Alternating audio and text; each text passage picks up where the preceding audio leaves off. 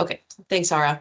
So we're recording this webinar, and I would like to encourage all of you to go ahead and post any questions that you might have in the chat while the presentation is ongoing. And so today we're hearing a presentation on Unveiling the Nexus, Women's Empowerment, Energy, and Household Well-Being in Uzbekistan. And our presenters are Muzna Alvi, who is a research fellow in the Natural Resources and Resilience Unit at IFPRI, where she focuses on agricultural extension, collective action, gender and social inclusion, and behavioral outcomes.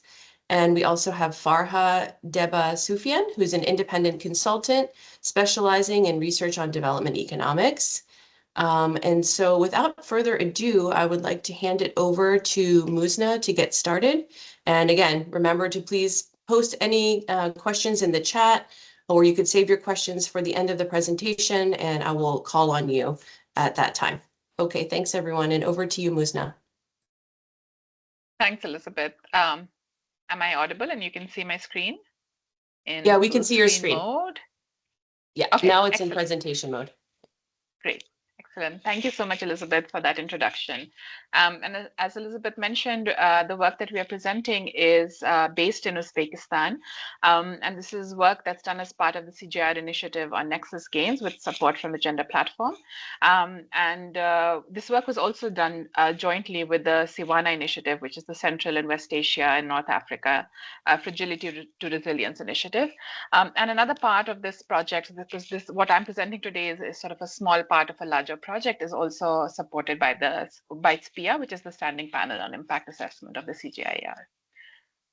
So just to give you a bit of context, our work, like I said, is based in Uzbekistan, which is a downstream riparian country in the Aral Sea basin. And this image that you see on your screen on the right shows the sort of rapid degradation and sort of shrinking of the Aral Sea from the 1970s, which is the image you see on your left, to an image on the right, which is much more recent. So you're seeing sort of a rapid shrinking of the lake. I mean, we call it the Aral Sea, but it's actually a lake, and that's been that's happened as a result of the promotion of water-intensive crops such as cotton and wheat at a large scale in this country and actually in this region more broadly, and that has all sort of led to what is now called, leading to become a global environmental disaster. So Uzbekistan's main sources of water are the Amu Darya and the Sir Darya, two rivers that actually originate outside of Uzbekistan. So there are sort of important cross-country political economy considerations that also sort of affect the availability of water within the country. But the Aral Sea itself, the lake is located within Uzbekistan's border. There is also the sort of additional issue of land degradation. Around 30% of this country's land is degraded, which is the result of high degree of secondary soil salinization, erosion, sand and dust storms, and desertification. So Uzbekistan is highly vulnerable to climate change. They're already experiencing water shortages and drought, which is likely to increase. But like many of the countries where we work, agriculture is a very important sector. Agriculture, forestry, and fisheries together are the largest employers for both men and women. So just to give you a sense of scale, around a quarter of the employed women and nearly a third of men work in this combined sector. And just to give you a context of how the agriculture sector is organized in the country, there are three types of farms primarily. I mean, if you talk to someone else, they might say there are four. There are three types of broad farm sizes that sort of we categorize in our research. There's first, which are these large farm enterprises, which are private or cooperative, which are either private or cooperative. And these are sort of, these can be up to 40, 50 hectares land. So they're quite large. And these are primarily used for growing wheat and cotton. Then there, what we have these small household farms called dekhans, which is where our research is sort of concentrated. And then we have homestead or kitchen gardens, which are called tomorkas. So dekhan farming is parts commercial, parts subsistence. And while they occupy only about 13% of the land, they're economically very important. They are the main food producers for the country and are responsible for almost 70% of the country's agricultural output. Just to give you a sense of the scale, almost all of the meat and milk production in the country. Almost all of the eggs and a large proportion of the fruits and vegetables that are grown within the country are grown on Deccan farms. But it's also sort of very interesting to note that the state owns all of the land in Uzbekistan. So regardless of sort of what scale you operate at, the land is ultimately owned by the state, given to either private individuals or in the case of large farms to cooperatives in the form of perpetual, either long leases or in this case of Deccan farms or homestead gardens in the form of perpetual leases that you can bequeath to your relatives. And again, like many of the countries where we work, this bequeathing usually happens from the father to the son. In the case of Uzbekistan, interestingly, it's the youngest son, not the eldest son, as we are used to in South Asia, that's responsible for sort of taking care of the parents. So it usually goes from fathers to sons rather than to daughters. So Uzbekistan has a large and ambitious program to encourage water-saving technology adoption.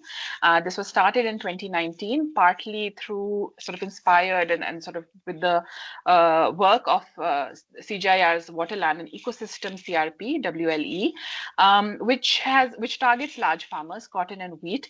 And the aim is to reduce dependence on fossil fuel based energy, which is primarily used for pumping of irrigation.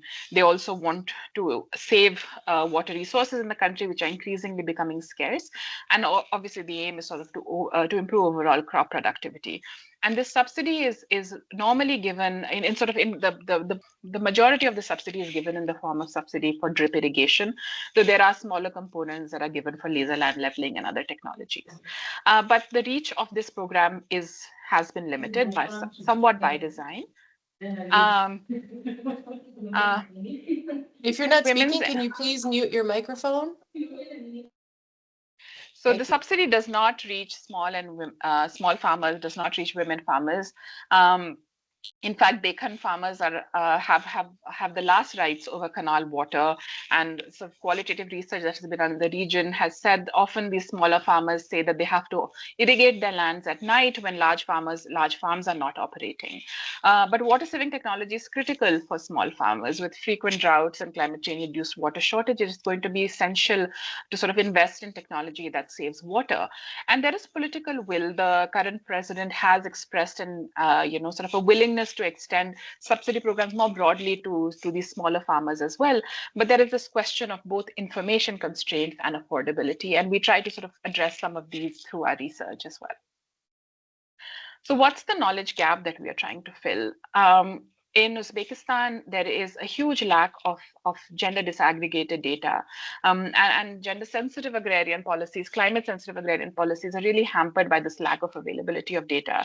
In fact, while we were sort of doing formative research for this project, we came across this FAO report that specifically references WEA surveys as well as questions on women's decision making, saying that if such surveys, as they have been done in other Central Asian countries, if they were done in Uzbekistan, they would really enhance the understanding of gendered patterns of decision making in Uzbekistan agriculture, which is currently lacking. And this is especially true for energy use, and I sort of keep referencing energy use because it's sort of a central component of the Nexus Gains initiative, but also a central part of our research question as well. And daily activities that use energy, we know women are engaged in these activities, but they bear the cost of unequal distribution of energy, particularly in case of Uzbekistan, when it comes to on-farm energy availability. So we are using intra-household diagnostic surveys in this study to establish baseline measurement of women and men's role in agriculture, but also in the case of this survey on energy access. And we're very pleased to say that we are the first that we know of to field the WEA in Uzbekistan. So we are really sort of really glad to add to this database, a global database. So I want to give you a little bit of context of sort of the larger study that this survey is part of. We are doing an evaluation of the climate smart irrigation subsidy program of the Uzbekistan government, even though we know that this is targeted towards large farmers, and one part of this study is a survey of large farmers, trying to understand the constraints to water saving technology adoption, what have been the impact, where adoption has happened, what has been the impact on yields, etc. But we're also sort of trying to understand whether there have been any impacts on sort of downstream smaller farmers, as well as a result of adoption by upstream larger farmers, but then also trying to understand whether there is demand for this technology among smaller farmers, because like I said, there is political will to sort of enhance the availability of this and other such subsidies to smaller farmers. So we want to try to understand what's the awareness, what's sort of people's willingness to adopt these types of technology. We also want to understand, like I said, since we are doing the WEA for the first time in Uzbekistan, we want to understand the levels and domains of women's empowerment in the country. And finally, we are interested in trying to look at women's and men's energy empowerment, which we think is sort of critical for climate change adaptation. So how involved are women and men in decision making around energy sources, energy technologies, both on and off farm? So quickly about our data and methods. We conducted an intra-household survey where we interviewed both men and women within the same household, and we had sort of the standard modules on socioeconomic status, agriculture practices, crop economics, as well as the WEA, as well as questions on women's decision making and energy, and very detailed questions on food consumption patterns, food security, dietary diversity. The study's geographical scope is diverse. We cover 4 regions in Uzbekistan: Samarkand, Khorizm, Kashkadarya, and Fergana. So it provides a comprehensive view of the country's varied irrigation landscapes, as well as sort of climate change and agriculture related challenges. We also had choice experiments within the survey. So we try to understand households' preferences and willingness to pay or willingness to adopt water saving technology, as well as women and men's willingness to pay for reliable on and off farm electricity. I do want to point out that we followed very closely similar surveys that have been done in India, Pakistan, and Nepal as part of Nexus Gains. So we are contributing to creating a regional sort of gender disaggregated database that covers 3 important river basins: the Indus, Aral Sea, and the Ganga Basin. And we're trying to cover questions on energy use, climate change perception, adaptation and coping strategies, experiences of climate change shocks, as well as the use of climate smart irrigation practices.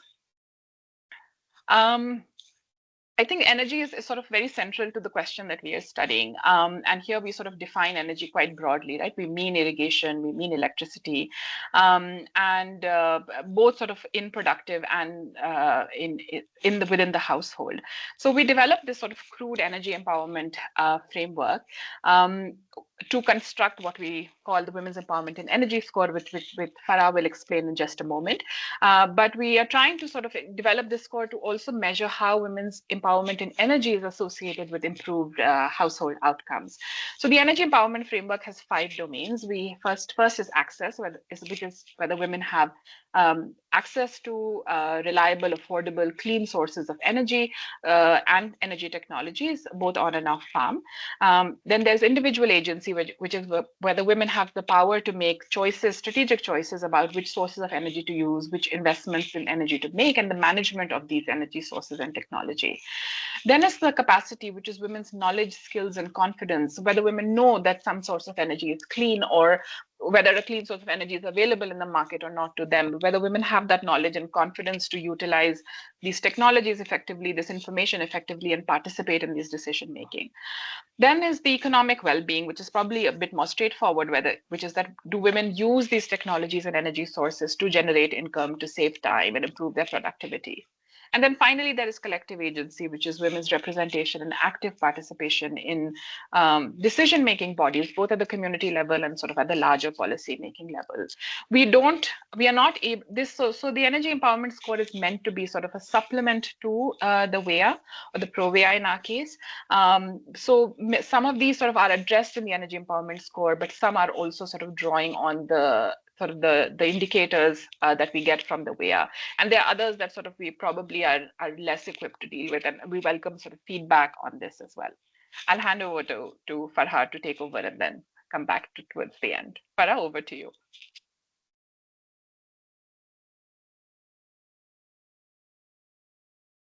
Farha, you're on mute. Can you hear me? Now we can hear you. Okay, great. Okay, thank you, Husna. I'll build on the discussion. Sorry, I don't know why I can't hear you. Can you hear me now? Yeah, we can hear you, but there's an echo. Oh yeah, let me just. I think that's better. Okay, thank you. Building on the discussion on the need for assessment of men and women's energy empowerment, as Muzna identified, we built this indicator called the Women's Energy Empowerment Score. And I'll just give you a brief overview of how that index is constructed and what we find in the sample that we draw from Uzbekistan. So as you can see on the screen, we identified the 6 individual indicators that we use to sort of identify the various facets of women's agency that allows them to make those choices in terms of energy use and decision making related to energy use in the household. So the first 2 indicators, as you can see, they capture their ability to have unrestricted access to mechanized, productive, and domestic assets. So the first one is whether they had unrestricted access to at least one mechanized asset, such as tractor, pump, sewing machine, etc. And when we say unrestricted access, it pertains from ownership to use, to be able to rent, any kind of access if they needed to. So the first indicator captures that with regards to the productive assets. And then the second indicator shows whether one is able to access at least one mechanized consumer durable, such as television, fridge, cook stove, etc. The next 2 indicators, they capture their ability to decide on acquiring energy sources, whether a new one or changing the current energy source. And we will categorize one as adequate if they solely or jointly decided which energy source will be acquired for agriculture and other income generating activities that are applicable to the household. Similarly, for number 4, the same thing is captured for energy sources that are required for domestic uses, such as cooking, heating, and lighting. As 3 and 4 identifies their decision-making capabilities, the indicator 5 and 6, you can see, identifies people's ability to actually acquire those energy sources that are required for productive and domestic uses. So indicator 5 identifies one as adequate if they solely or jointly are responsible for acquiring those sources that they need for the productive purposes of the household. And indicator 6 deems one as adequate if they solely or jointly responsible for acquiring energy sources that are needed for cooking, heating, and lighting purposes. So now, using this criteria, when we identify one as adequate and inadequate, we now have 6 individual indicators. And following the methodology of ProEA, WEA, and other such indices, we form a composite score by assigning an equal weight to all 6 indicators. And we have a score which ranges from 0 to 1. Higher scores denoting higher energy empowerment. So based on this methodology, these are the results that we get from men and women from the sample we draw from Uzbekistan. And as you can see, with the exception of one indicator, indicator number 2, there are significant gender differences with regards to women and men's energy uses and decisions on energy. Now, as you can see that only as far as unrestricted access to consumer durables for domestic use is concerned, all of the men and women sampled had unrestricted access because the criteria was to be able to have at least one of the presented items. However, when we look at their ability to have unrestricted access to productive assets, both men and women fare poorly, with men being 14% and only 11% of the women having unrestricted access. Then when we move on to the decision-making indicators, we see larger gender differences, where nearly 48% of the men say that they could solely or jointly decide on acquiring energy sources for productive use, whereas only 16% of the women were found adequate in that indicator. And further, alarmingly, in the decisions regarding energy use for domestic use, where women, are the main users of those energy sources, we see even a larger difference between men and women, where 70% of the men were adequate. However, only 30% of the women were adequate in that indicator.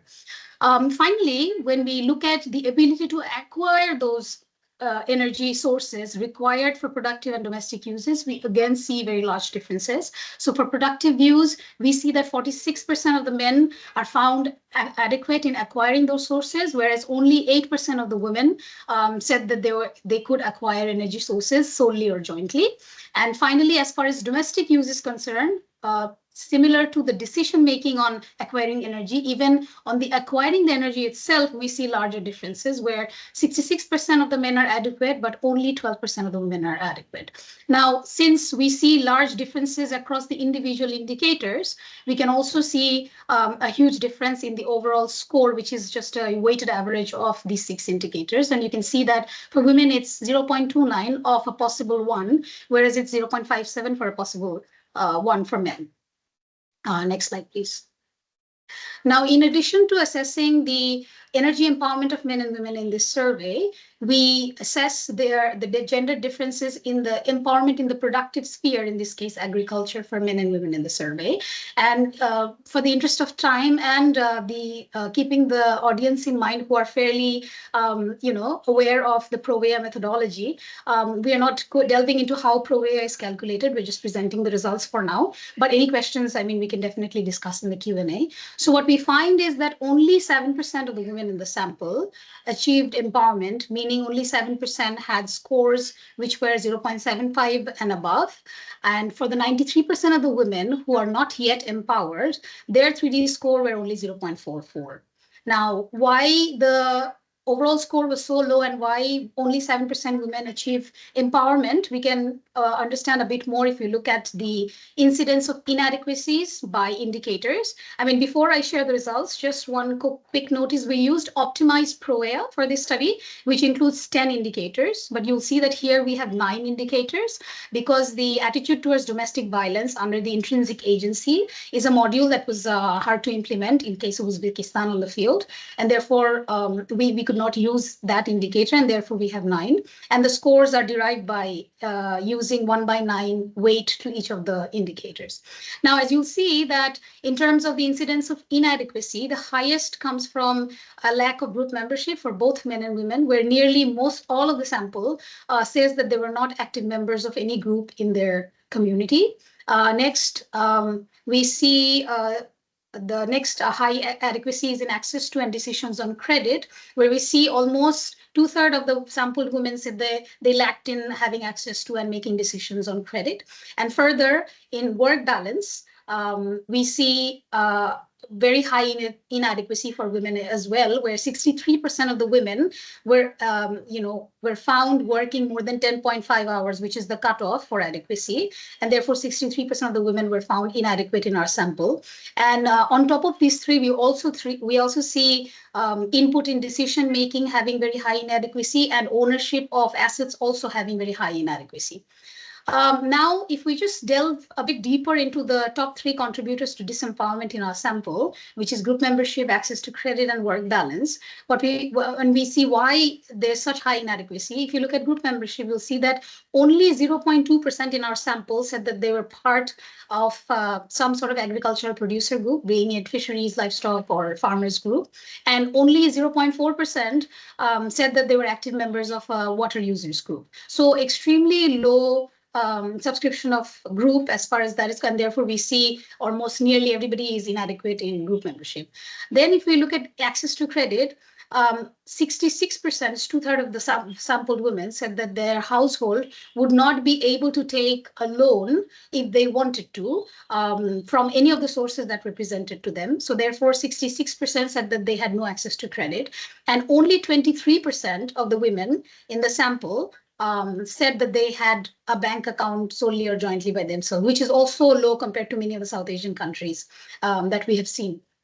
Finally, the third highest contributor, which is work balance. Again, we see that on average, women worked nearly 12 hours for productive activities throughout the day, where 4.5 hours was for domestic chores, and they also overall spent 6 hours for caring for children. And therefore, we do see also a very high inadequacy as far as work balance is concerned.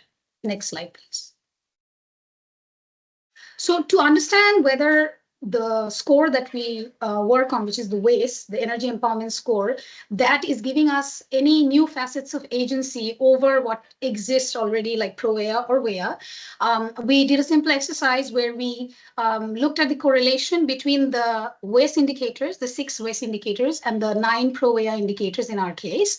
And what we find is that there's very weak correlations amongst all the indicators, which basically suggest that these indicators contribute on information about agency that is beyond the empowerment in productive sphere. Because had we seen high correlations, one could argue that ProWea is good enough to capture the agency already. But since we see weak correlation, one can argue that the WACE provides beneficial supplement to ProWea in understanding the gender differences in energy use and energy decision making in the household. Next, please. Now, as an exercise in this study, what we do is we want to understand whether the energy empowerment that we assess for women, whether that has any bearing or associations with their climate change awareness or not. So what we do is we identify a few indicators of their awareness of climate change, and then later see for any possible significant associations or not. So the indicators for climate change awareness that we consider are whether the women were aware that their agricultural practices, that they do contribute to climate change or not. And in the sample, we see 39% said that they were aware that their agricultural practices contributed to climate change. Next, nearly 82.4% in the sampled women said that they noticed long-term changes in temperature over the last 20 years. Nearly 76% said that they noticed long-term changes in rainfall over the last 20 years. However, only 12% said that they noticed long-term changes in the forest of their region over the last 20 years. And in addition to their awareness, we asked them about their experience of climate shock, and we found that 33% said that their household experienced some form of climate shock in the last 5 years. Now, using these indicators of climate change, we assess the association with the women's energy empowerment score that we devised with a simple, OLS regression, controlling for individual and household characteristics. What we find is that women with higher composite WACE score were more likely to notice long-term changes in temperature and also long-term changes in rainfall. So therefore, we find statistically significant associations between the energy empowerment score and the indicators of the climate change awareness in this case.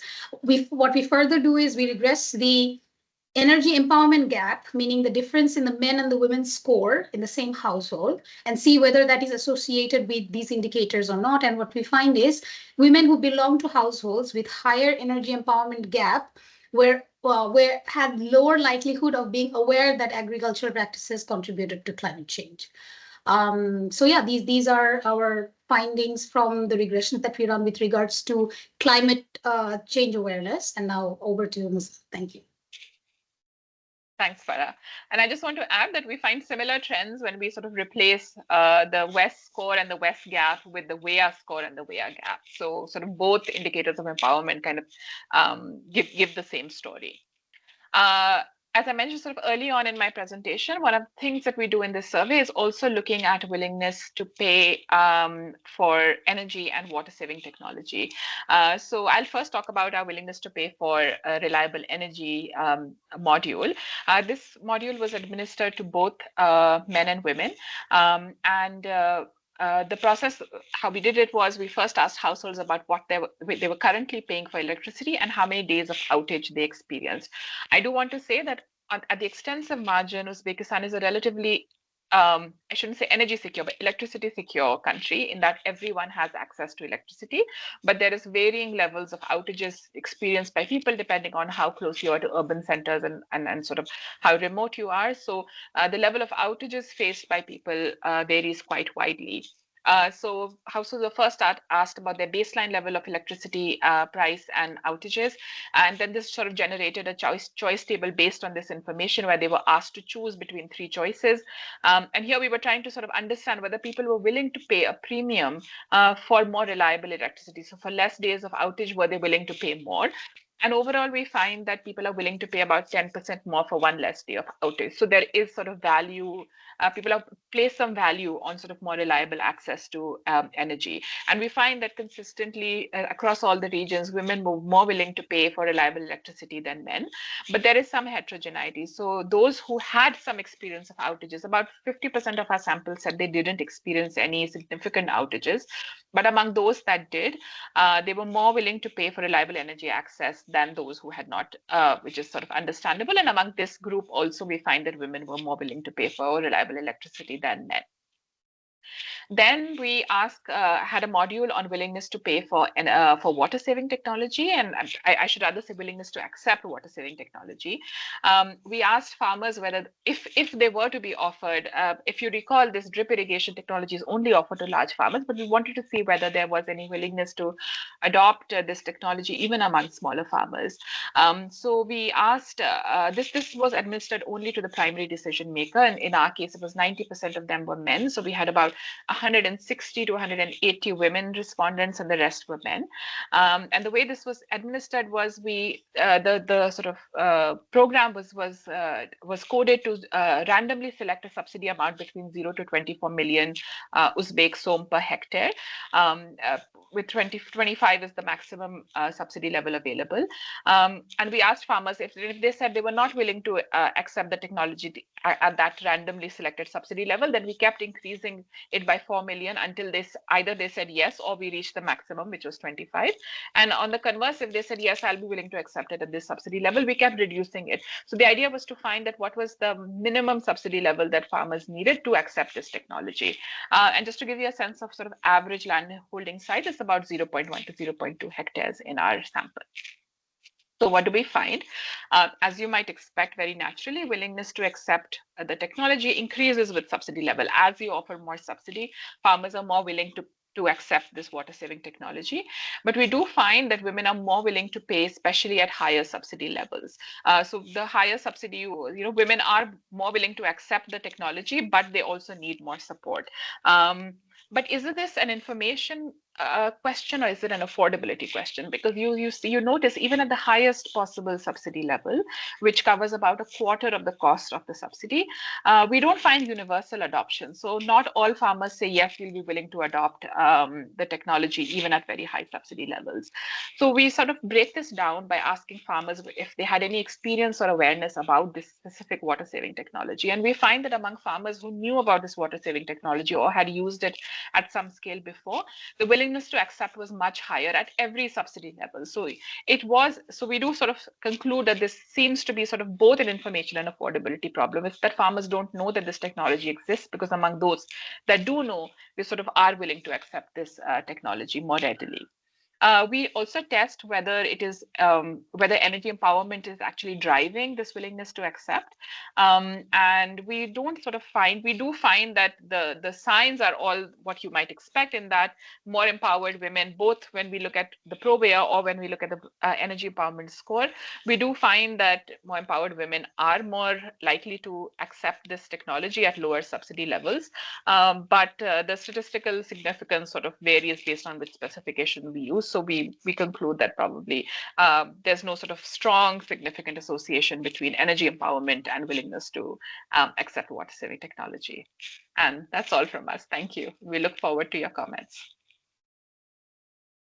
Great. Thanks so much for that very interesting presentation. And I'd like to turn it over to the audience for any questions. I see some questions have already been answered in the chat, but if anyone would like to please raise your hand and jump in with a question, go ahead, please. We have about 20 minutes for Q&A.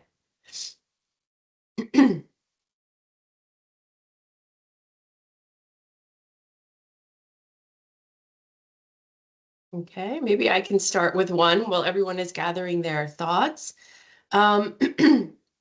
So as you know, one of the goals of these learning grants for us in the methods module is to try to understand what aspects of women's agency might be important for climate adaptation. So I find it really interesting that you looked and compared sort of how the Women's Empowerment and Energy Index compared to the ProWEA.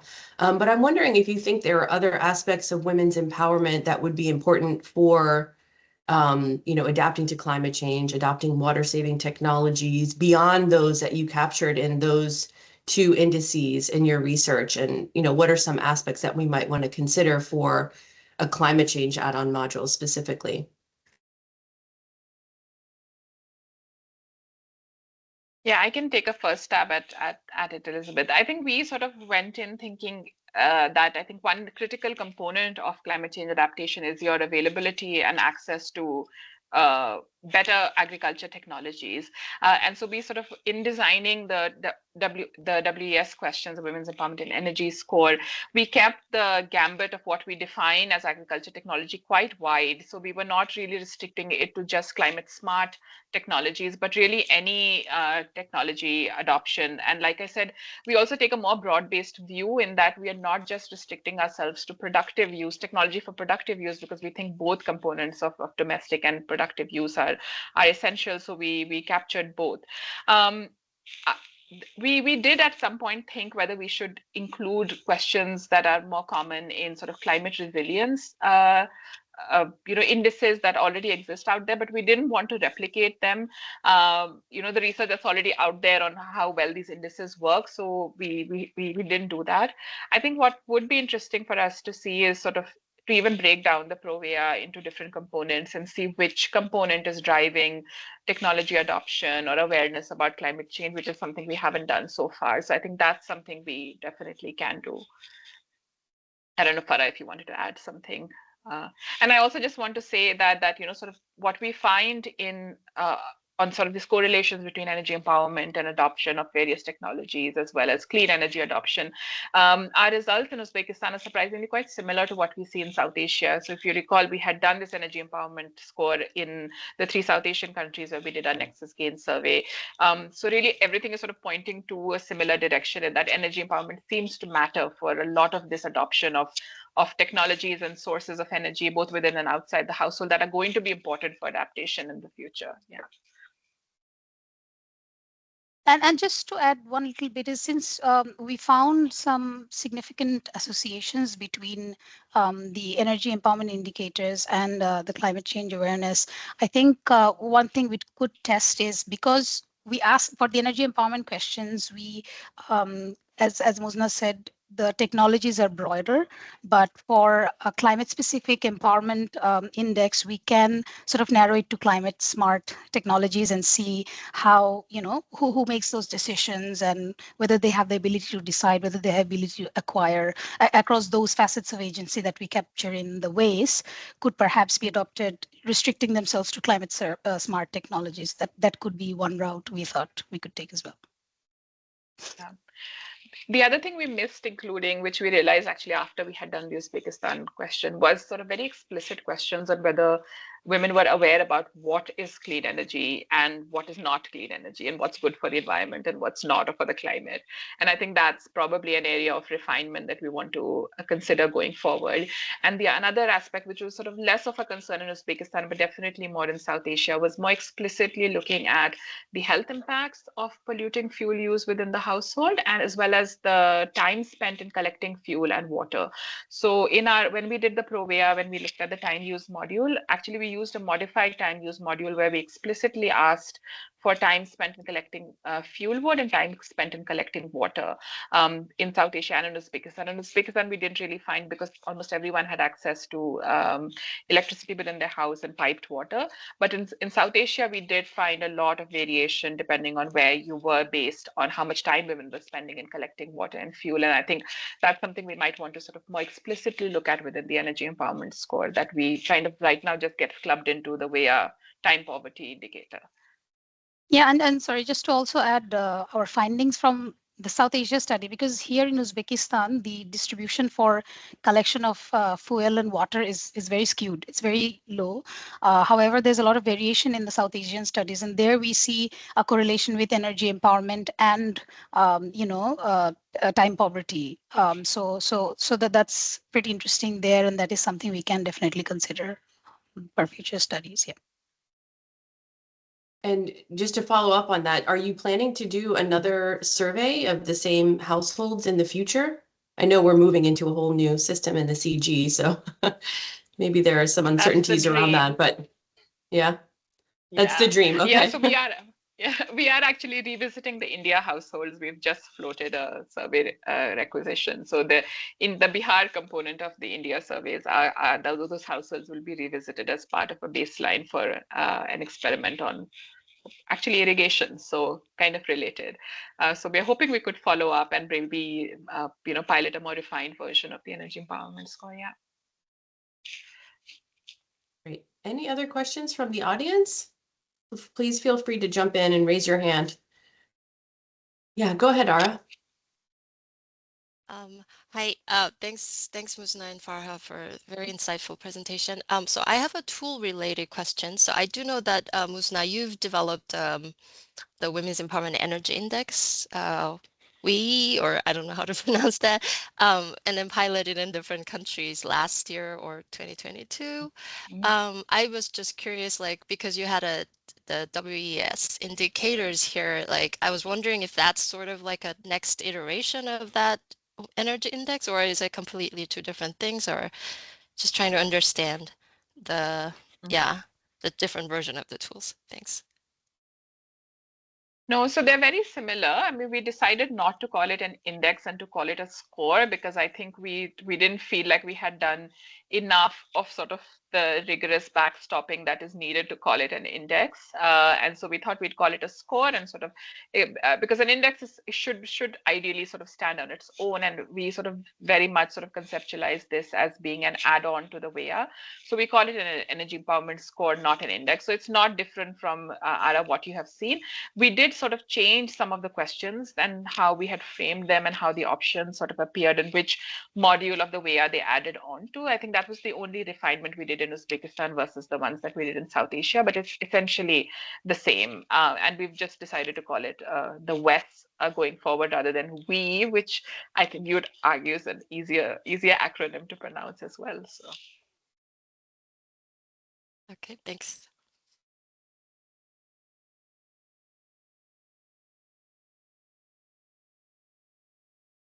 Anyone else have a question for the speakers?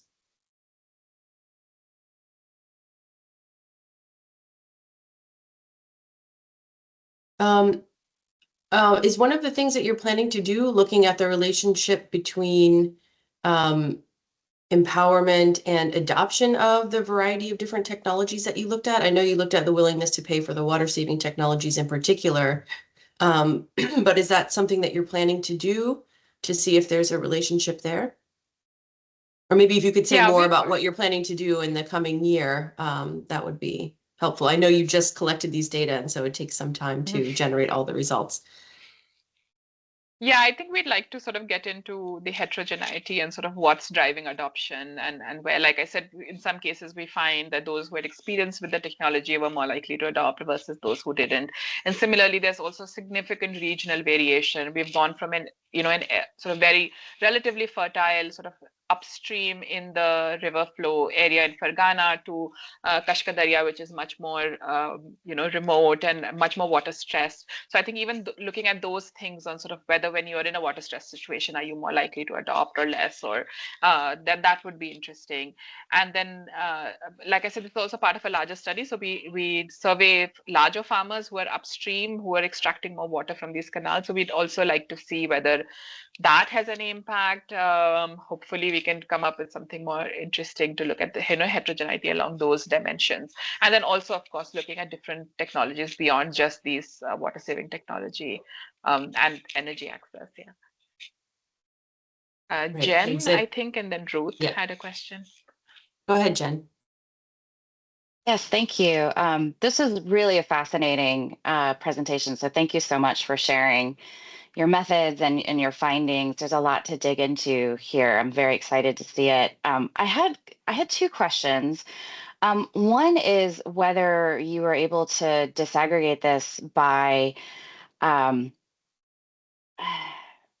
household demographics that are related to either land size or income levels, because I was curious to see if there were any statistically significant differences there, since that could really impact some of the not just empowerment but decision making around some of these issues.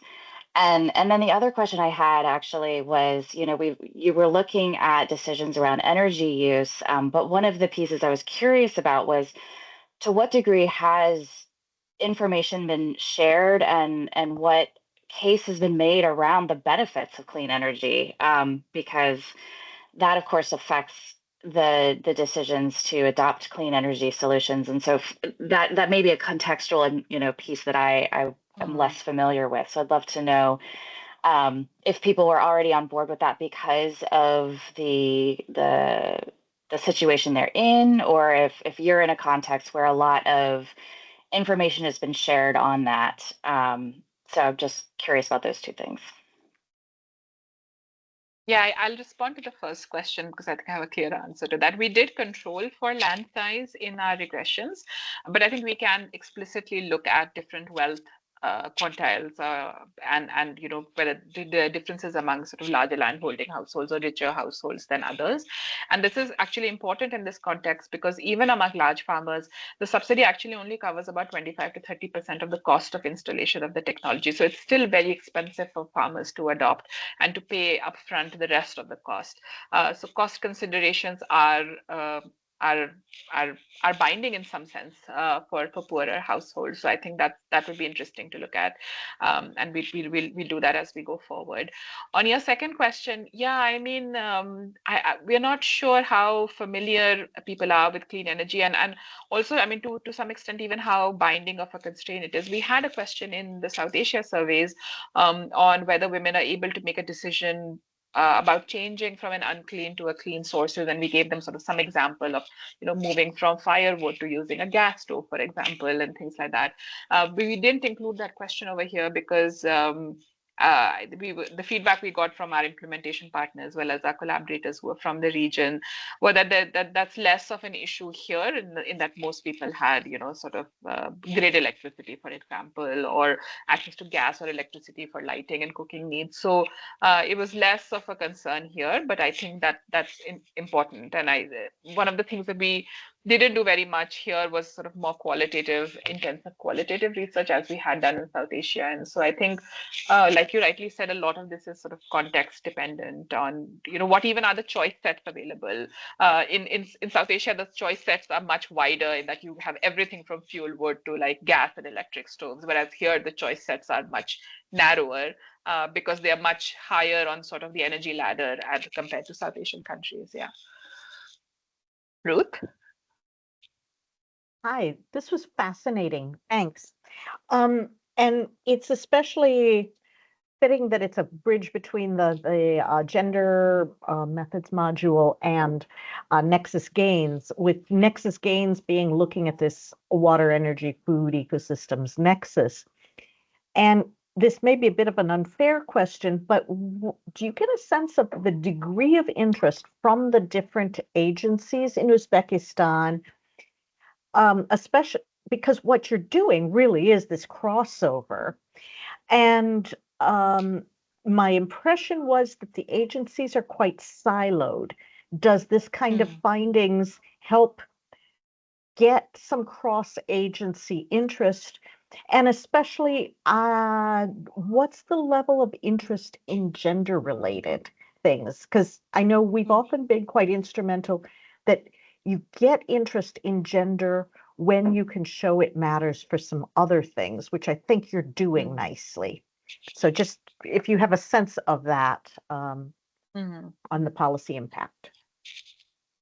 Yeah, Ruth, I think we got the sense when we were in the region that, I mean, a lot of this was, yes, we need to do something about it, but we don't know what the extent of the problem is, because some these kind of surveys hadn't been done. There are no official gender disaggregated statistics, even in the statistical system.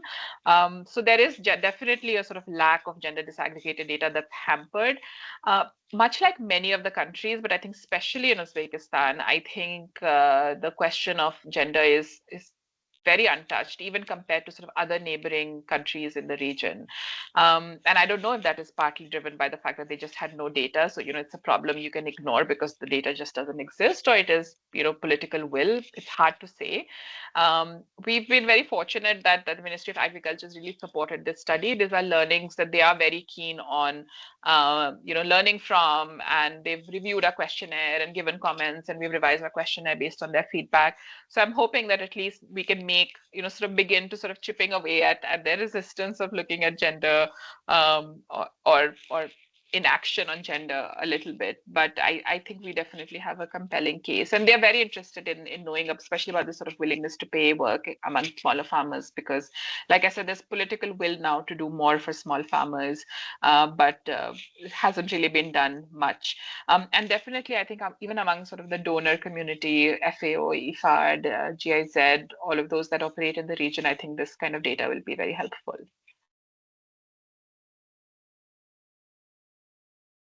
Great. Are there any last questions from the audience? Yeah, hi, I have a question. Thank you Dina, so go much. ahead. Hi, yeah. For the interesting presentations. My question is about the government. How are they interested in gender?